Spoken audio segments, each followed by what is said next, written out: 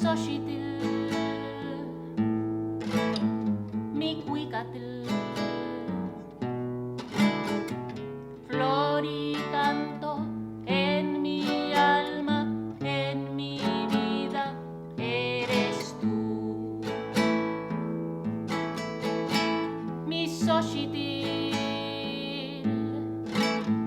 mi cuicatl, flor y canto en mi alma, en mi vida, eres tú. Yo, Juan Diego, Cuauhtlatoac, mensajero de tu amor. Mi xochitl, mi cuicatl, flor y canto en mi alma, en mi vida, eres tú.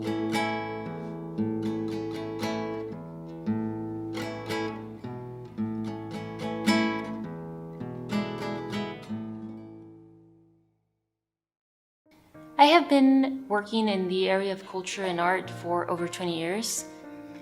Part of the group Los Inocentes, we dedicate to cultural research and performance, and together with Dr. Centella, I collaborate in bringing about different topics and themes and presentations on culture. So I'm very happy and honored to be part of this beautiful virtual art exhibit that Centro Aztlan is putting together. This is their 25th annual Virgen de Guadalupe exhibit. La Virgen de Guadalupe is a religious icon. She appeared to Juan Diego in 1531, 10 years after the conquest of 1521. And her apparition brought about significant cultural changes, including the end of the extermination of the indigenous peoples. She reconciled a lot of aspects in regards to the culture, to the language. She appeared dressed as a Nahuatl woman, and in her iconography there's a lot of symbolism in terms of how she's dressed. The ribbon that is across her waist signifies that she is an expectant mother. And so there's a lot of beauty with Our Lady of Guadalupe, and much cultural significance. She spoke to Juan Diego, who now has been canonized a saint as well in the Roman Catholic Church. She spoke to him in his native tongue, in the Nahuatl. She called him el más pequeño de mis hijos. There's great maternal love. And as Mary continues to be part of the lives of many people of Mexican descent, Mexicans, Mexican Americans, and people now here in the US who have been here for over 300 generations or recent immigration, she has always been present. And so her presence has been significant in many cultural movements and social movements, like with Cesar Chavez in the civil rights movements of the 70s. She was very present. She was the estandarte, as we say in Espanol. She was the symbol of social change, of bringing rights to the farm workers. A song, De Colores, was sung and was made the hymn of the struggles and bringing to the conversation then of what was going on in their lives and many of the needs for change and some of the injustices that they were going through in terms of wages and other inconsistencies that were happening with the farm workers that are still trying to be resolved, and issues that many wonderful changes have happened, but this is a conversation that does not end. In the music and in the art forms, Our Lady has been very present. She is a symbol of freedom. She's a symbol of great maternal love. She's an icon. In the ancient church, iconography is used as a way of bringing significance, of bringing symbols and beauty to the world. And so she's a popular icon. She's a religious icon. She means many things to many people. But furthermore, she brings unity to the Hispanics people. Whether you are spiritually inclined, whether you're religious, or look towards her more as a cultural symbol, she's always very maternal, and she embraces all her children in all of their expressions, in all of their forms, in all their ways of being human beings. And so it's always a great honor to be able to be part of something that honors Our Lady of Guadalupe. You see it in the casitas here in San Antonio, Texas, how there's beautiful altars that are made to Our Lady Guadalupe, always asking her to intercede for her people, always asking her to walk with the people in their everyday struggles. And so she brings peace, and she brings great love, and she's a symbol of the Floricanto, the Nahuatl way of life, which was in Xochitl and Cuicatl, a way of living life through art, through poetry, and making tangible what is sometimes intangible. And so this has been the ongoing work of myself, Pinisa Centella, and Dr. Ciclali Maria Centella, as we work together to try to bring, through music, through narrative, through poetry and narrative topics, a lot of this beautiful culture, and of course, about Our Lady of Guadalupe.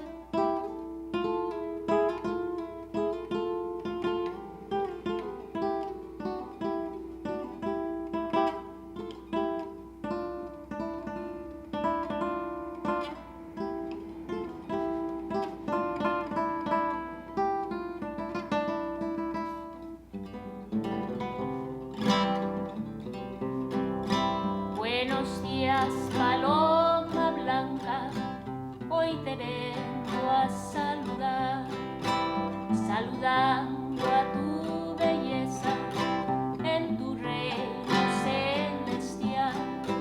Eres madre de este amor que a mi corazón exalta. Gracias te doy con amor. Buenos días, paloma blanca. Niña linda, niña santa, tu dulce nombre alabar, porque sois tan sacrosanta, hoy te vengo a saludar. Reluciente como el alba, pura, sencilla y sin mancha,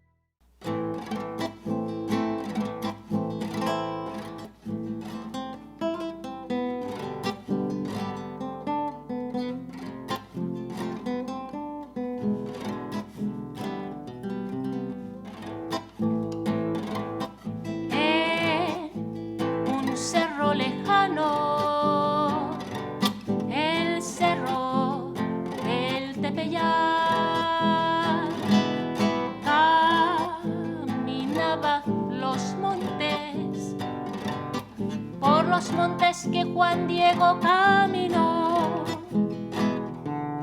como cuando la imagen de la Virgen de Guadalupe le apareció.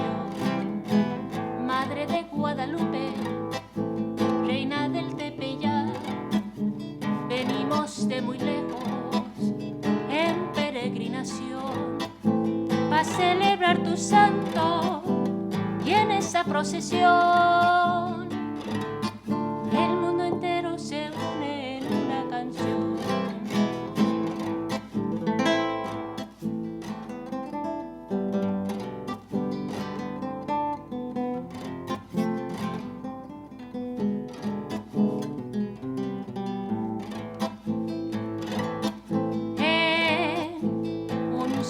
Lejano, el cerro del Tepeyac, yo cortaba unas flores, flores como las que Juan Diego cortó, flores que puso en su manto, y de milagro la Virgen se dibujó. Guadalupe, reina del Tepeyac, venimos de muy lejos en peregrinación a celebrar tu santo, y en esta procesión